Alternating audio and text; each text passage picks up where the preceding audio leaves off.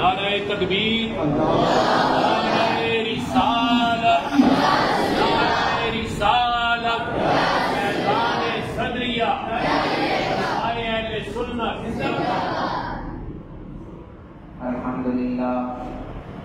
الحمد لله نحمده ونستعينه ونستغفره ونؤمن به ونتوكل عليه ونعوذ بالله من شرور أنفسنا ومن سيئات أعمالنا من يهده الله فلا مضل له ومن يضلل فلا هادي له ونشهد أن لا إله إلا الله وحده لا شريك له ونشهد أن سيدنا وشفيعنا ومولانا محمدا عبده ورسوله أما بعد فقد قال الله تبارك وتعالى في كلامه المجيد والفرقان الحميد أعوذ بالله من الشيطان الرجيم بسم الله الرحمن الرحيم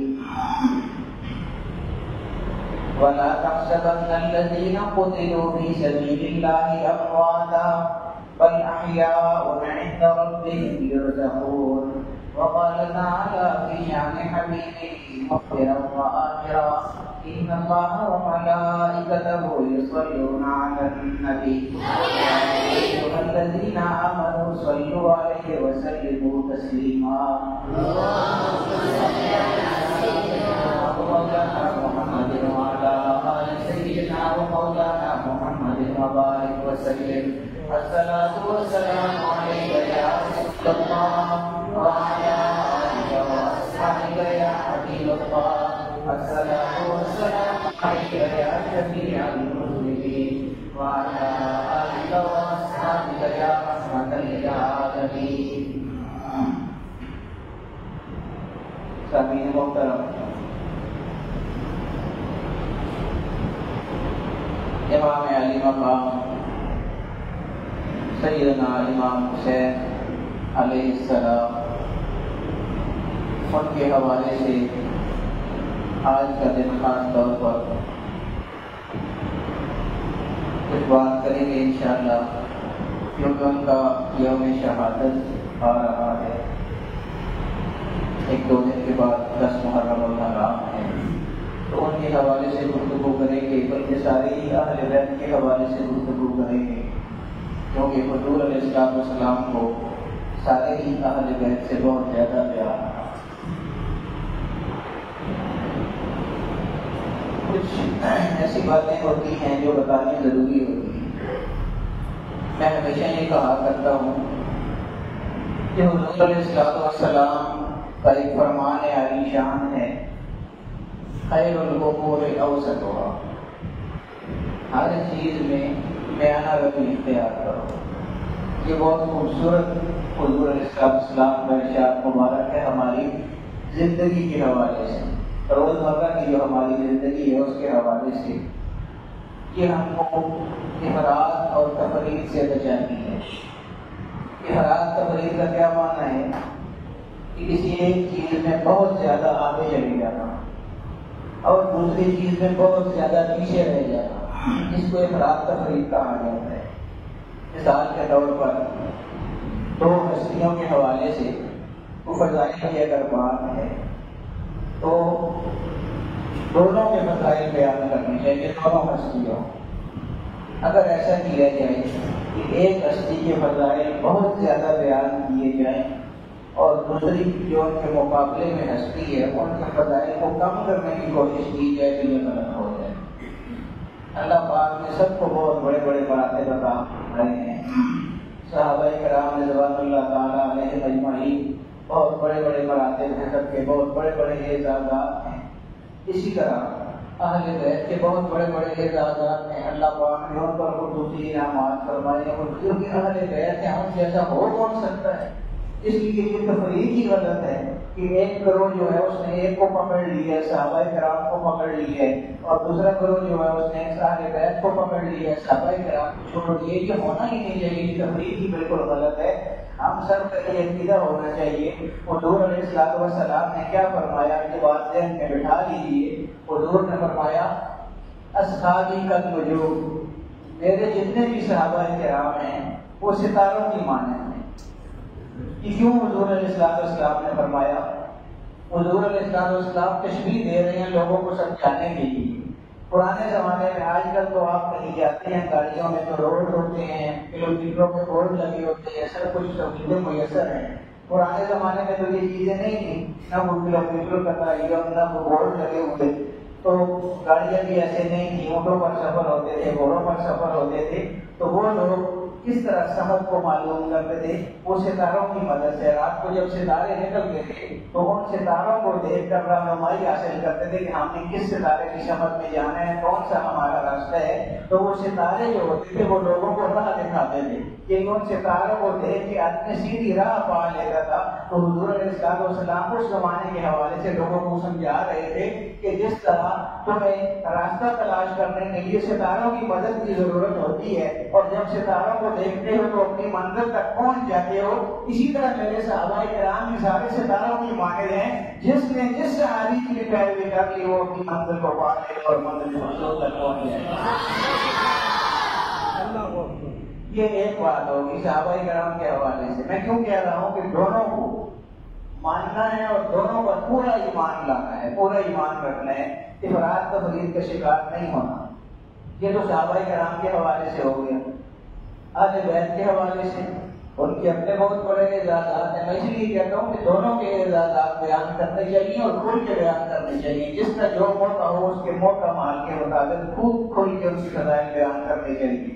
ہمارا عجیب صاحب آج کل بن گیا ہے، ہماری جو تفرقہ بازی ہے اور فرقہ واریت ہے، اس میں عجیب ایک ماحول بنا ہوا ہے.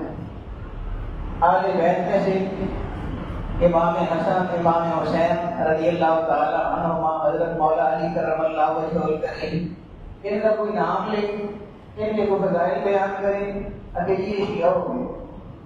یوں شیعہ ہو گیا. حضور علیہ السلام نے ان کو اعزازات عطا فرمائے، اللہ پاک نے اعزازات عطا فرمائے، کیوں نہ بیان کریں.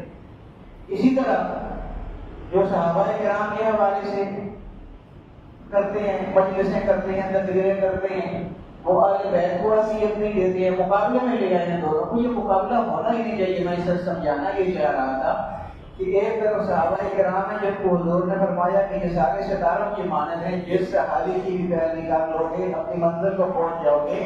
اور اہل بیت کے حوالے سے حضور علیہ السلام کیا فرماتے ہیں؟ پرانے زمانے میں زیادہ سفر کشتیوں میں ہوا کرتے تھے، تو حضور علیہ السلام نے فرمایا کہ مثل اہل بیتی کمثل سفینۃ نوح. نوح علیہ السلام نے بہت بڑی کشتی سب سے پہلے بنائی تھی، تو حضور علیہ السلام اس کی طرف تشبیہ دیتے ہوئے فرماتے ہیں کہ مثل اہل بیتی، میری اہل بیت کی مثال ایسے ہے، جو میرے اہل بیت ہے ان کی مثال ایسے ہے کہ جیسے نوح علیہ السلام کی کشتی تھی، تو وہ کشتی میں نوح علیہ السلام کی کشتی میں جو بیٹھ جاتا تھا وہ پار لگ جاتا تھا، کنارے لگ جاتا تھا. تو حضور فرماتے ہیں کہ میرے جو اہل بیت ہیں یہ نوح علیہ السلام کی کشتی کی طرح ہے. جو آدمی میری اہل بیت کے ساتھ محبت کرے گا وہ جو ہے ان کی کشتی میں بیٹھ جائے گا، ان کی محبت والی کشتی میں بیٹھ جائے گا، ان کے ساتھ محبت رکھے گا، وہ نجات پا جائے گا، ہر قسم کے غموں سے نجات پا جائے گا، ہر قسم کے دکھوں سے نجات پا جائے گا. یہ دو احادیث الگ الگ، ایک صحابہ کے حوالے سے اور ایک اہل بیت کے حوالے سے، دونوں حدیثیں ہیں. اعلیٰ حضرت عظیم البرکت نے ایک شعر کہا ہے اور کیا خوبصورت ترجمہ کیا ہے حدیثوں کا. فرماتے ہیں کہ اہل سنت کا ہے بیڑا پار. میں کیوں کہہ رہا ہوں کہ ہم نے دونوں کو رکھنا ہے، اپنے سر کے تاج بنانا ہے، برات تفریق کا شکار نہیں ہونا. نہ ہم نے یہ کرنا ہے کہ صحابہ کرام کے اتنے فضائل کر کے اہل بیت کو نیچے لے آئے، اور نہ یہ کرنا ہے کہ اہل بیت کے فضائل کرتے ہوئے صحابہ کرام کو نیچے لے آئے. ایسا نہیں ہونا چاہیے. دونوں کو ان کے اعزازات کے مطابق ماننا ہے. دونوں ہمارے سروں کے تاج ہیں، دونوں گروہ ہمارے سروں کے تاج ہیں. تو اعلیٰ حضرت ان حدیث کا ترجمہ کیسے فرماتے ہیں اور اپنا عقیدہ اہل سنت کا وہ بھی واضح فرماتے ہیں اہل سنت کا ہے بیڑا پار. کہ اہل سنت جو ہے ان کا تو بیڑا پار ہے. کیسے پار ہے؟ اصحاب حضور یعنی حضور علیہ السلام کے جو صحابہ کرام نجم ہیں، کیونکہ حضور نے ان کو ستارے قرار دیا ہوا ہے. فرماتے ہیں کہ اہل سنت کا ہے بیڑا پار، اصحاب حضور نجم ہیں اور ناؤ ہے فطرت رسول اللہ کی، اور حضور علیہ السلام کے گھر والے جو ہیں وہ کشتی ہے. جب صحابہ کرام کے ستاروں جیسے صحابہ کرام کو جب دیکھتے ہوئے اہل بیت کی محبت کی کشتی میں جب بیٹھیں گے تو اللہ پاک ہمیں اپنے مسئلے مقصود تک پہنچا دے گا اور اپنے مطلب تک پہنچا دے گا.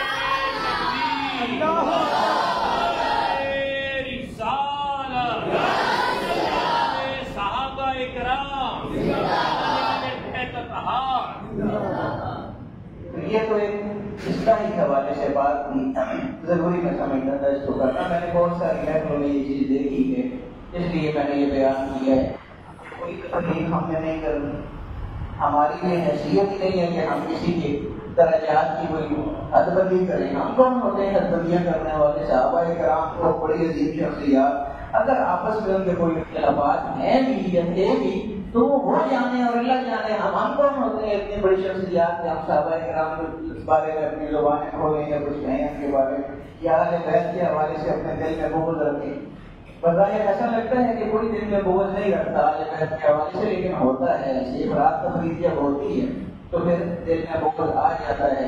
اور اہل بیت کے بارے میں اگر بغض آ گیا دل میں تو یہ سمجھے کہ ایمان جاتا رہے گا. اس لیے اہل بیت کے ساتھ بہت زیادہ پیار کرنا ہے. حضور علیہ السلام نے کیا فرمایا؟ سیدنا امام حسن اور امام حسین کے حوالے سے کیا فرمایا؟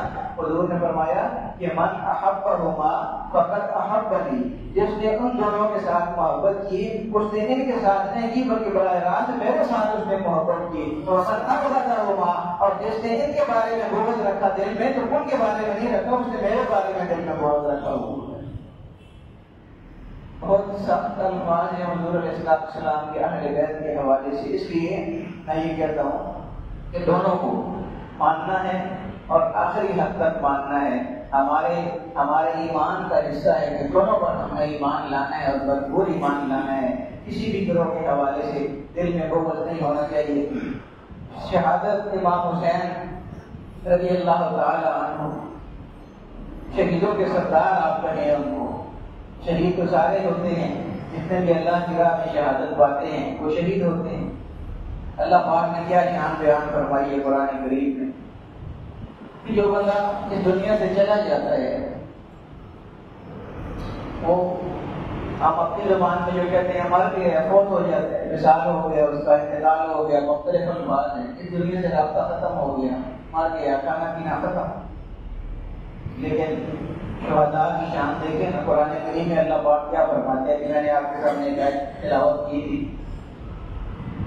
اللہ پاک یہ فرماتا ہے کہ جو اللہ کے راستے میں شہید ہو جائے تو بظاہر دنیا سے تو وہ کٹ گیا، ہماری نظروں میں تو وہ فوت ہو گیا.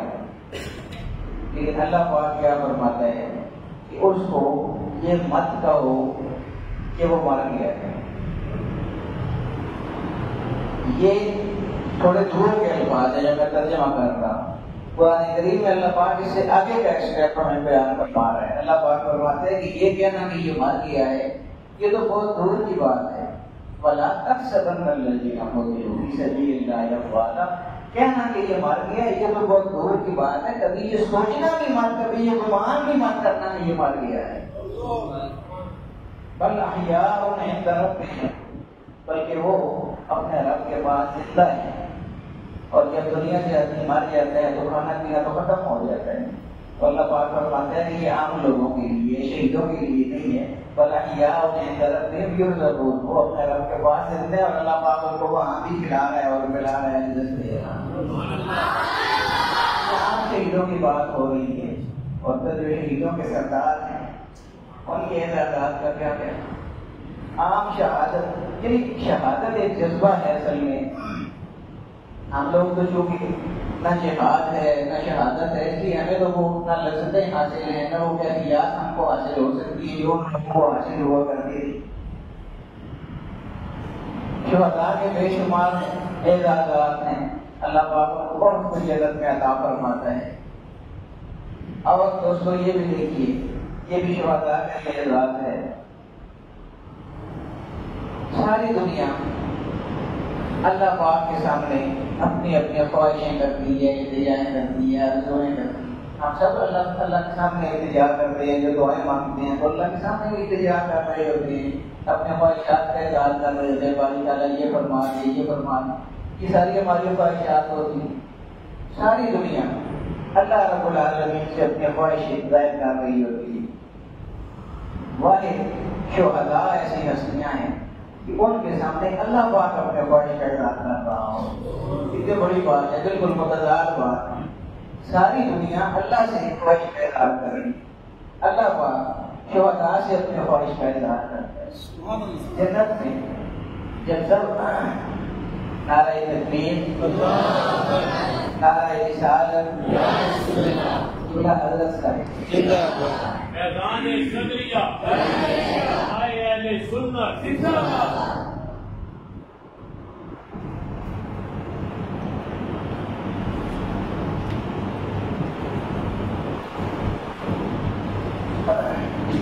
تو میں رضی کر رہا تھا کہ شہداء کے کتنے بڑے بڑے اعزازات ہیں جن میں میں سمجھتا ہوں کہ یہ بھی ایک بہت بڑا اعزاز ہے.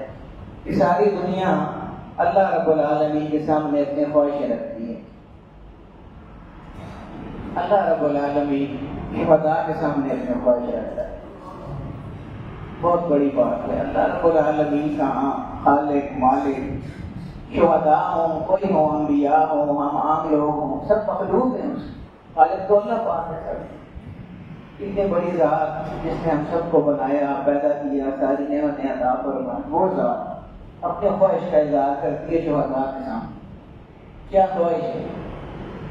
اللہ پاک جب کوئی شہید ہو جاتا ہے تو اس کو جنت میں بہت زیادہ مراتب عطا فرماتا ہے. وہ تو الگ فضائل ہے، وہ میں بیان کروں تو انہیں میں سارا ٹائم لگ جائے، لیکن بہت زیادہ اللہ پاک ان کو انعامات، وہی قرآن کے حوالے سے میں نے آپ کو ایک بتا دی، اس سے آپ سمجھ سکتے ہیں کہ کتنے بڑے بڑے اعزازات انعامات ہیں شہداء. یہ سارے انعامات دینے کے بعد اللہ رب العالمین جو جنت میں ان کو انعامات دیتا ہے، وہ سارے دینے کے بعد اللہ رب العالمین پھر ان سے پوچھتا ہے کہ یہ سارے انعامات تو میں نے تم پر کر دی ہیں اس جذبے کے تحت جس کے تحت تم نے شہادت دی تھی، میری راہ میں شہید ہو گئے تھے. یہ سارے مراتب تو اس کے سلے میں نے تم کو دے دی. یہ تو میرے سارے انعامات. ماں تشتہو، مجھے یہ بتاؤ کہ تم کیا چاہتے ہیں؟ کتنے خوبصورت بات ہے اور کتنا پیار ہے بندوں کے ساتھ، شہداء کے ساتھ. یہ جتنے مراتب، عمدہ ترین جو مراتب، فضائل، اعزازات، انعامات ہیں، وہ تو سارے آپ ویسے ہی عطا ہو چکی. اس کے بعد پھر اللہ رب العالمین ان سے بولتے ہیں کہ یہ تو سارے دے دیے ہیں میں نے، یہ لوگ کی طرف سے دیے ہیں. ماں تشتہو، میرا دل یہ چاہتا ہے کہ مجھے تم بتاؤ کہ تم کیا چاہتے ہیں. اچھا، جن لوگوں نے شہادت کا رتبہ پایا ہوتا ہے کہ جہاد میں لڑنے کا یا وہاں پر زخمی ہونے کا جو لذت جو ہے وہ جن لوگوں نے کیا ہوتا ہے وہی پا سکتے ہیں. ہم کہاں وہ لذتیں پا سکتے ہیں؟ ہم تو وہ کیفیات بھی نہیں جان سکتے ہیں جو ان لوگوں کی ہوا کرتے.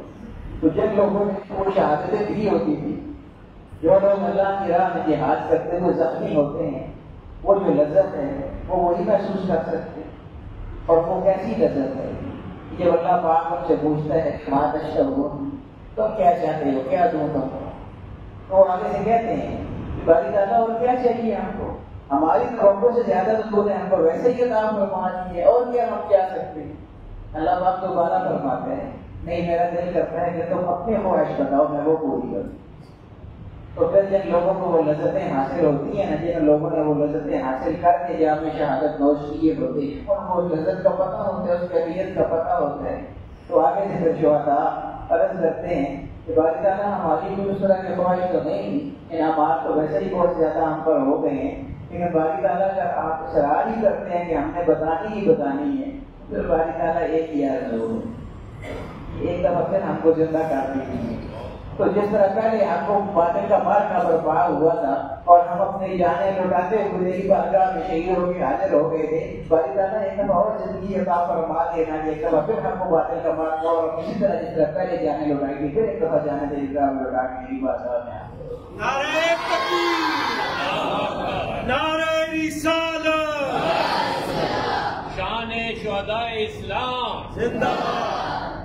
تو خیال یہ کر رہا تھا کہ شہادت تو ویسے ہی بہت بڑا رتبہ ہے، اور پھر عام شہید کے یہ درجات، تو پھر جو شہیدوں کے سردار ہیں ان کے کیا کیا درجات ہوں.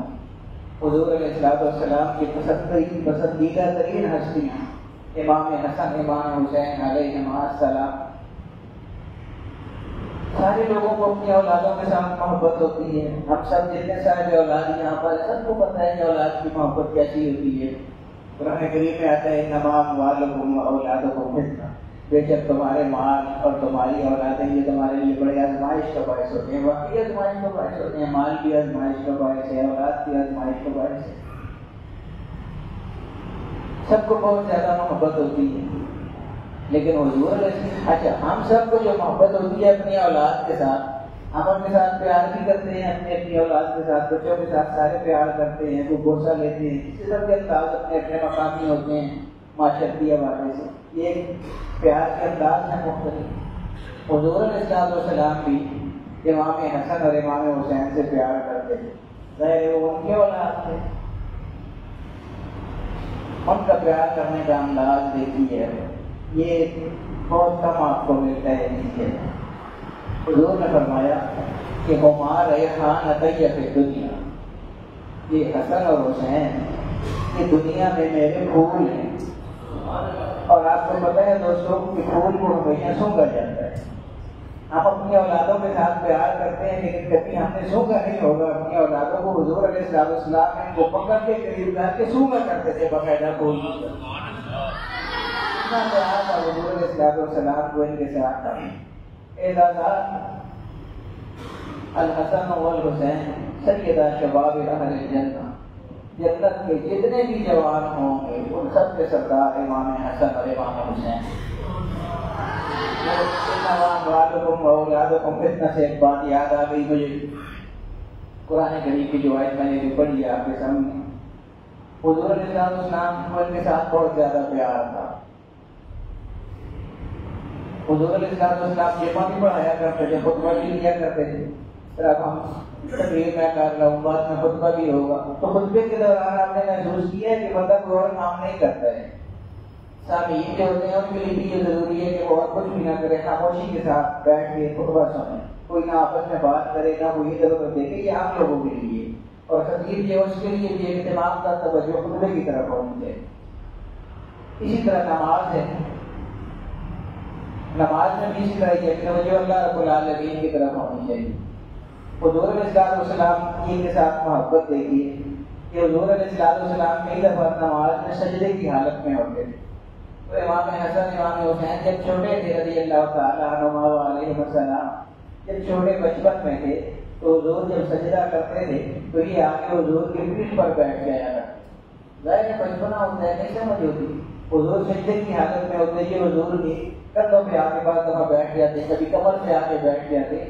تو حضور علیہ السلام سجدہ اللہ رب العالمین کو کر رہے ہوتے تھے، اللہ کی بارگاہ میں حاضر ہوتے تھے، لیکن جب ان میں سے کوئی آ کے پیٹھ پر بیٹھ جاتا تھا تو حضور علیہ السلام بجائے اس لیے یہ سکول کرتے اپنے سجدے کی تسبیحات لمبی کر دیا کرتے تھے، سجدے لمبے کر دیا کرتے تھے اور یہ اوپر اسی طرح بیٹھے رہا کرتے تھے امام حسن اور امام حسین۔ لیکن یہ میں کیوں بتا رہا ہوں آپ کو؟ مسئلہ بتانے کے لیے ہم ایسا نہیں کر سکتے۔ یہ حضور علیہ السلام کا خاصہ تھا۔ ہمارے بچے، ہمارے پوتے نواسے اگر ہماری کمر میں آ کے بیٹھ جائے، ہم نے ان کو اتارنا ہے۔ ہماری توجہ اللہ رب العالمین کی طرف ہونی چاہیے۔ حضور علیہ السلام کے ساتھ ہم نہیں مل سکتے، نہ ان کے برابر ہو سکتے۔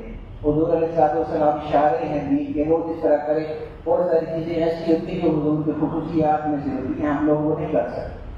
کہنے کا یہ مطلب ہے کہ اس کو سن کے بھی ایسا نہ ہو کہ ہمارے بھی کوئی نواسے پوتے ہو تو ہم بھی ان کو اس طرح کرتے ہوئے بٹھا کے نماز نبی کرتے ہیں، ایسے نہیں۔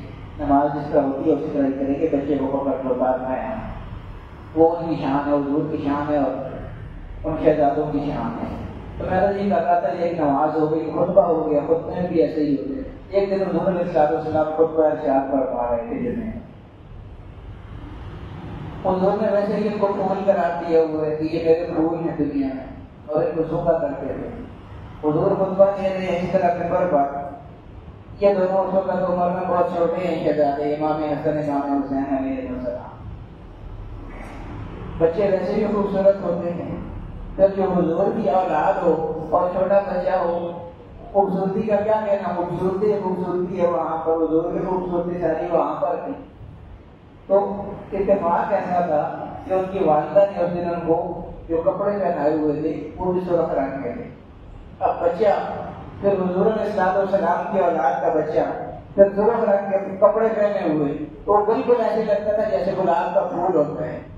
تو حضور علیہ السلام خطبہ ارشاد فرما رہے ہیں جمعے کا، سامنے مسجد کا جو سامنے والا دروازہ ہے وہاں سے امام حسن امام حسین اس طرح سرخ پوشاک میں سرخ جوڑوں میں جب اندر داخل ہوئے دونوں مشرقے کودتے چھوٹے چھوٹے، تو حضور علیہ السلام نے دور سے ان کو دیکھا، حضور خطبہ ارشاد فرما رہے ہیں، خطبے کو تو نہیں چھوڑا، ان کی عمر چلے گئے جہاں سے وہ اندر داخل ہوئے مسجد میں، وہاں جا کے دونوں کو اٹھا کے سینے کے ساتھ لگایا، پھر واپس آ گئے اور خطبہ ارشاد فرمایا، اور اس کے بعد پھر صحابہ کرام کو مخاطب کر کے فرمایا کہ سچ کہا اللہ پاک نے، انما اموالکم واولادکم فتنہ، بے شک تمہارے مال تمہاری اولاد یہ تمہارے لیے آزمائش کا باعث ہے، واقعی یہ آزمائش کا باعث ہے۔ میں خطبہ دے رہا تھا لیکن یوں ہی میری ایک بار نظر پڑی تو مجھے اس وقت تک قرار نہیں آیا جب تک میں نے ان کو اٹھا کے اپنے سینے سے نہیں لگا دیا۔ نعرہ رسالت، شان حسنین کریمین زندہ باد۔ میں عرض یہ کر رہا تھا کہ یہ سارا گھرانہ ہی حضور علیہ السلام کا جتنا بھی اہل بیت والا گھرانہ ہے، سب یہ ایک دوسرے سے بڑھ چڑھ کر ہیں کہ والدہ محترمہ سیدہ فاطمہ سلام اللہ علیہ وہ تو حضور کی شاہدات، ان سے بڑے اعزازات کس کے ہو سکتے ہیں؟ حضور نے فرمایا کہ یریبنی ما ارابہ ویرضینی ما آزرہ، اور فاطمہ بضعۃ منی، فاطمہ میرے جگر کا ٹکڑا ہے، جگر کو جس کو کہتے ہیں آپ، میرے جگر کا ٹکڑا ہے، جو اس کو دکھ دے گا اس نے مجھ کو دکھ دی ہے، اور جو اس کو ایذا دے گا اس نے مجھے ایذا دی ہے، اور جس نے اس کو خوش کر لیا اس کے بچوں کو خوش کر لیا اس نے مجھ کو خوش کر لیا۔ سب کے بہت بڑے بڑے اعزازات ہیں، کئی کرم اللہ وجہ کریم کے بہت بڑے اعزازات ہیں جو ان کے والد محترم میں جاتا ہوں۔ تو یہ میں عرض یہ کر رہا تھا کہ جس کا بھی موقع ہو، جن کا بھی یوم شہادت ہو، یوم وصال ہو، چاہے وہ صحابہ کرام رضوان اللہ تعالیٰ علیہ اجمعین ہوں، چاہے وہ خلفائے راشدین میں سے ہوں، چاہے وہ اہل بیت اعظام میں سے ہوں، سب کا بھرپور انداز میں آپ نے ذکر بھی کرنا ہے، ان کے فضائل بھی بیان کرنے ہیں، ان کے فضائل سننے بھی ہیں۔ ہمارے لیے سب ہمارے آنکھوں کے سرمے ہیں، سروں کے تاج ہیں، اور ہماری آنکھوں کی یہ روشنی ہے۔ اللہ پاک ہمیں یہ سارے عقائد اپنے درست کرنے کی توفیق عطا فرمائے۔ وآخر دعوانا الحمدللہ رب العالمین۔